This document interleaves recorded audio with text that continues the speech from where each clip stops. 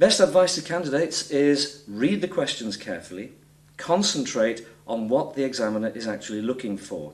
Make sure that if you've got a 5-minute question that you've got 5 minutes to answer it. And likewise, if you're on to a 15 or 18 mark question, you've got 15 or 20 minutes to actually answer it.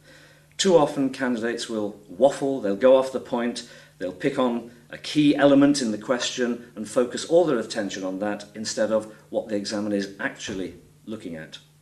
One thing that we suggest to our students is that they color code their essays when they're doing practice ones. And we do black for factual material, green for positive evaluation, and red for negative. And it's very important to have both positive and negative criticisms or evaluation in your essays.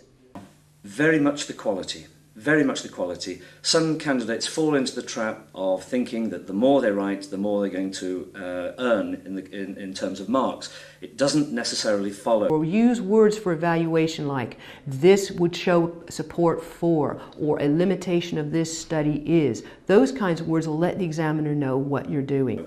Sometimes candidates will repeat themselves, they'll say the same things over and over again in different ways. They will not be credited more than once for the same points that they've made.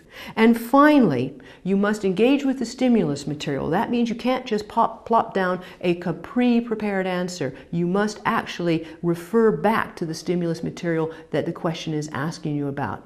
But above all, you must really, really make sure that you actually answer the question.